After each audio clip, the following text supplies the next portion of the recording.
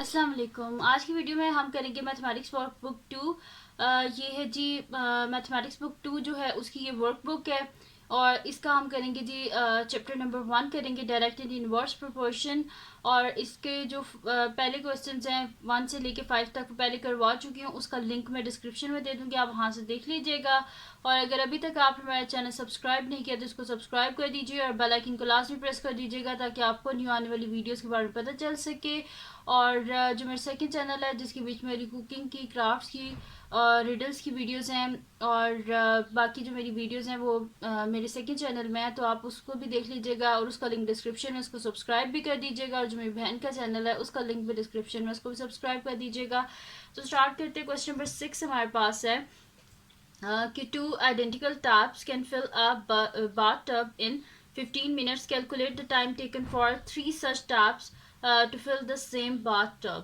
अच्छा, कह रहे हैं कि दो एक जैसी टैप्स हैं जो कि फिल करती हैं एक बाथ टब को 15 मिनट्स में। आप बताएं कि अगर वहाँ पे 2 की जगह अगर 3 टैप्स हैं तो वो कितनी देर लगाएंगे उस बाथ टब को फिल करने में।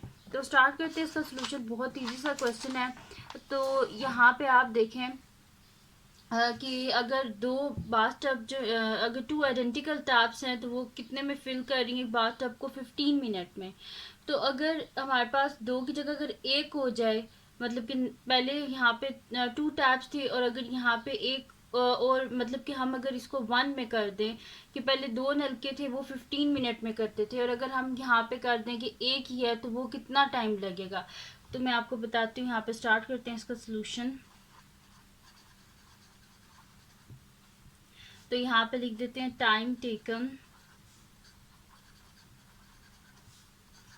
For one tap to fill the bathtub is equals to, देखिए 2 टैप्स फिल करती हैं 15 मिनट्स में। तो अगर यहाँ पे मैं 1 टैप कर दूँ, जाहिर सी बात है 15 मल्टीप्लाई बाई 2, यानी कि जो पहले 2 टैप्स काम कर रही थी वो अब एक ने करना है, तो यानी कि 15 मल्टीप्लाई बाई 2 यहाँ पे हो जाएगा, which is equals to 30 minutes. एक टैप जो है वो बाथ टब को फिल करती है 30 मिनट्स में, 2 टैप्स जो है वो फिल करती हैं 15 मिनट्स में। हमने फाइंड आउट करना है कि 3 टैप्स को कितना टाइम लगेगा उस बाथ टब को कंप्लीट फिल करने में। तो फिर यहाँ पे लिख देते हैं कि टाइम टेकन फॉर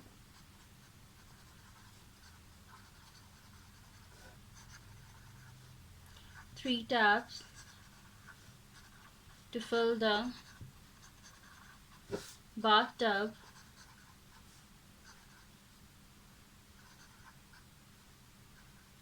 ठीक है।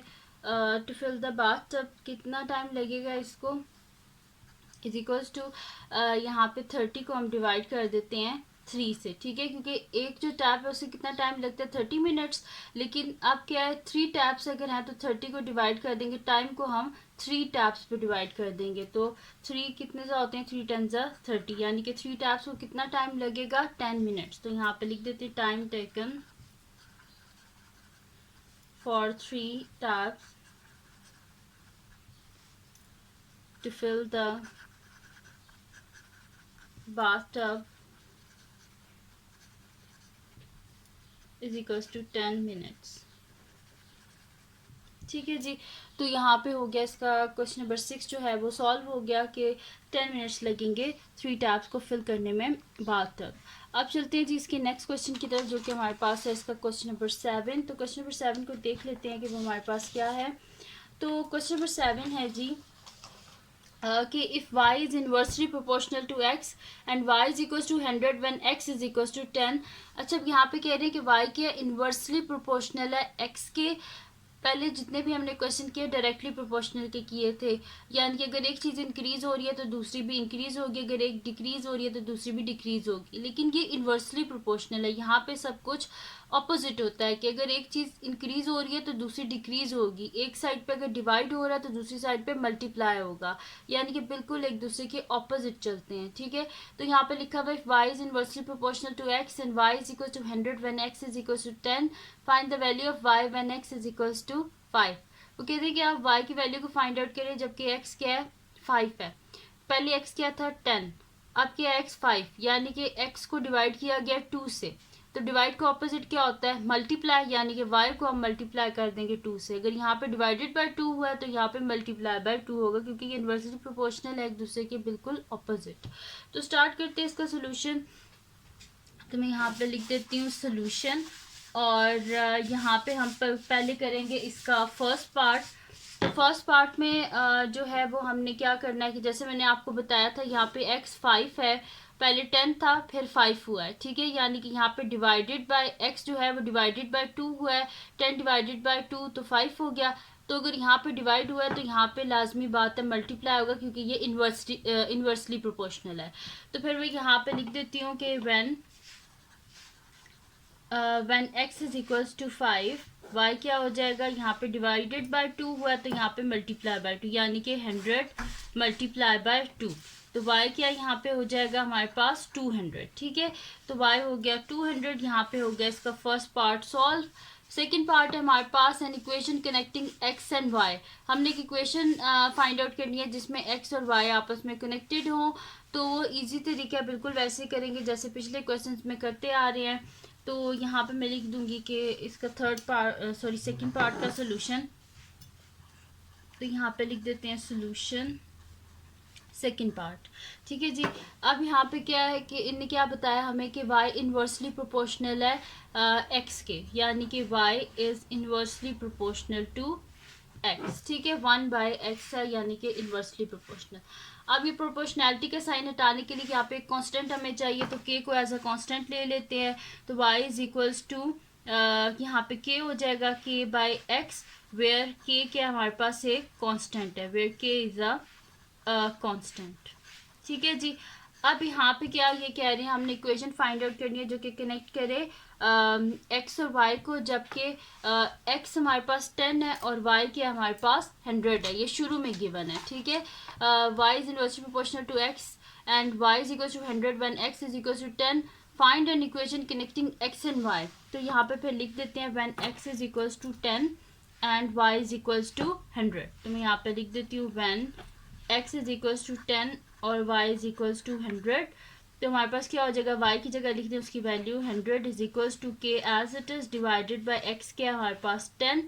बोथ साइड पे 10 से मल्टीप्लाई कर दें क्योंकि हमें k चाहिए। तो ये 10 और 10 कैंसिल आउट, 10 इंटू 100 क्या होता है हमारे पास 1000। 1000 इज इक्वल्स टू k, यानी कि k का आंसर क्या आ गया हमारे पास 1000। तो कांस्टेंट को हमने फाइंड आउट कर लिया जो कि हमारे पास क्या आया है 1000, यानी कि यहाँ पे इक्वेशन क्या हो जाएगी, दिस इम्प्लाइज इक्वेशन हमारे पास हो जाएगी y is equals to 1000 divided by x, ठीक है जी। तो ये आ गई हमारे पास इक्वेशन जो हमने फाइंड आउट करनी थी। यहाँ पे हो गया जी इसका सेकंड पार्ट बिल्कुल कंप्लीट। अब चलते हैं इसके लास्ट पार्ट की तरफ जो कि हमारे पास थर्ड पार्ट है, जिसमें कह रहे हैं कि द वैल्यू ऑफ x, हमने x की वैल्यू को फाइंड आउट करना है जबकि y हमारे पास 80 है, ठीक है। तो इसको मैं नेक्स्ट शीट पे यहाँ पे कर लेती हूँ। तो यहाँ पे हम लिख लेते हैं solution third part, solution third part, ठीक है जी। तो यहाँ पे लिख देते हैं कि हमने y जो है वो हमारे पास 80 है। तो मैं यहाँ पे लिख देती हूँ when y is equals to 80। Equation क्या थी हमारे पास, y is equals to 1000 by x। तो y की जगह लिख दें 80, 80 is equals to 1000 divided by x। ये x इधर जाके यानी कि जिसके डिनोमिनेटर में कुछ नहीं होता 1 होता है, बस क्रॉस मल्टीप्लाई कर दें तो ये हो जाएगा 80x इज इक्वल्स टू 1000। हमें x का आंसर चाहिए, ये साथ में 80 नहीं चाहिए, बोथ साइड पे 80 से डिवाइड कर दें। ये 80 और 80 cancel out, x is equals to 0 और 0 कैंसिल आउट, 100 डिवाइडेड बाय 8। तो 100 है, इसको 8 से डिवाइड करते हैं, 8 1 ज़ा 8, पीछे बचे यहाँ पे 2, 0 नीचे आ गया 20, 8 2 ज़ा यहाँ पे हो जाएगा 16, पीछे बचे 4, पॉइंट लगाएंगे 40 और 8 5 ज़ा क्या होता है हमारे पास 40, ठीक है जी। तो इसका आंसर क्या आ गया x का हमारे पास 12.5। तो x का आंसर हमने फाइंड आउट कर लिया 12.5। जब y 80 होगा तो x क्या होगा 12.5। तो ये थी जी आज की वीडियो जिसमें मैंने आपको करवाया मैथमेटिक्स वर्क बुक 2 का chapter book number 1 direct and inverse proportion का क्वेश्चन नंबर 6 और क्वेश्चन नंबर 7। तो अगर ये वीडियो आपके लिए हेल्पफुल है तो इसको लाइक कीजिएगा, चैनल को सब्सक्राइब कीजिएगा और बेल आइकन को लास्ट में प्रेस कर दीजिएगा ताकि आपको न्यू आने वाली वीडियोस के बारे में पता चल सके। और जो मेरा सेकंड चैनल है उसका लिंक भी डिस्क्रिप्शन में, उसको भी लाजमी सब्सक्राइब कर दीजिएगा। और जो मेरी बहन का चैनल है उसका लिंक भी डिस्क्रिप्शन में, उसको भी सब्सक्राइब कर दीजिएगा। और अपनी दुआओं में लाजमी याद रखिएगा। अल्लाह हाफिज़।